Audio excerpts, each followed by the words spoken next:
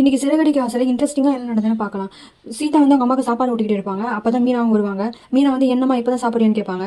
ஆமாம் இப்போ தான் சாப்பிட்றேன், இவ தான் ஊட்டி விட்டுட்டு இருக்கா. இங்கே பார்க்க அம்மா வந்து ஒழுங்காவே சாப்பிட மாட்டாங்க, ஒன்று பழைய சாதத்தை சாப்பிட்றாங்க, இல்லை சாப்பிடாம வேலைக்கு போயிடறாங்கன்னு சொல்லுவாங்க.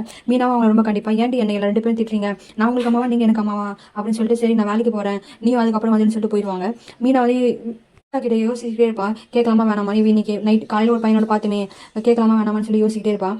அதுக்கப்புறம் கேட்பா, இன்னைக்கு யார் கூட வந்தேன்னு கேட்பா. பஸ்ஸில் வந்தியா இல்லை வேற யார் கூட வந்தேன்னு கேட்பா. என்னக்கா என்ன நான் ஒரு தடவை வரதை பார்த்துட்டியா, அதனால தானே இப்படி கேட்குறேன். ஆமாம் என் ஃப்ரெண்டோட தான் வந்தேன்னு சொல்லுவான். ஃப்ரெண்டு ஆனால் பார்க்கும்போது ஃப்ரெண்டு மாதிரி தெரியலையே, முதல்ல பசங்களாம் ஃப்ரெண்டு மாதிரி தான் பழகுவாங்க, ஆனால் அதுக்கப்புறம் தான் அவங்க வேறு ஏதாவது பழகுவாங்கன்னு சொல்லுவான். அதுக்கப்புறம் சீதாவே சொல்லிடுவான், நான் லவ் பண்ணுறேன்க்கா, ஆனால் எதுவுமே கன்ஃபார்ம் ஆகலை. ஒரு நாள் எனக்கு ப்ரப்போஸ் பண்ணாரு, நான் கொஞ்சம் டைம் கேட்டிருக்கேன், அவர் நல்லவராக கேட்டவான்னு சொல்லிட்டு நான் அவரை புரிஞ்சுக்கணும், அதுக்கப்புறம் தான் எந்த விஷயமா தான் நான் முடிவு இருப்பேன்.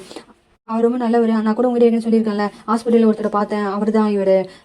உனக்கு நான் அட்வைஸ் பண்ண வேண்டிய அவசியம் இல்லை சீதா, ஆனால் நீ நல்லது முடிவே தான் இருப்பேன்னு எனக்கும் தெரியும். சரி கொஞ்ச நாள் பழகுங்க, அதுக்காக ரொம்ப நாள் பழகிட்டு இருக்காதீங்க. அம்மா நம்ம 3 பேருக்காக தான் வாடுறாங்க அப்படின்னு சொல்லிட்டு சொல்லுவான். மீனா வந்து கிச்சனில் சமைச்சிட்டு இருப்பாங்க. அப்போ முத்து வந்து பின்னாடி வந்து ஹக் பண்ணுவார். ஏன் இப்போலாம் பண்ணுறீங்க, யாராவது பார்த்தா என்ன ஆகும் அப்படின்னு சொல்லிட்டு கேட்பாங்க. நான் ஏன் யாரை பார்த்து போய் பண்ணணும், நீ என் ஒய்ஃப்னு சொல்லுவாங்க. இப்போ கூட்டு குடும்பம் இருக்கும்ல, இப்போலாம் நம்ம கொஞ்சம் அமைதியாக தான் இருக்கும்னு சொல்லுவாங்க. இப்போ அப்படிலாம் இருக்கணும் அவசியம் இல்லை, இப்படிலாம் இருந்தாலும் அது கூட்டு குடும்பம்னு சொல்லுவார். சரின்னு சொல்லிட்டு நான் சீதாவை பார்த்தேன், ரோட்டில் நடந்து போயிருந்தேன் சொல்லுவார். ஓ அப்படியா, யார் கூட பார்த்தீங்கன்னு கேட்பாங்க. யாரும் ஃப்ரெண்டு வந்து இறக்கி விட்டு போனான்னு கேட்பாங்க. அந்த ஃப்ரெண்டை பார்த்தீங்கன்னு கேட்பாங்க. இல்லை நான் யாரையும் பார்க்கல, நான் வந்து வீட்டை ட்ராப் பண்ணுறேன்னு சொன்னேன், ஆனால் வந்து நான் இல்லைம்மா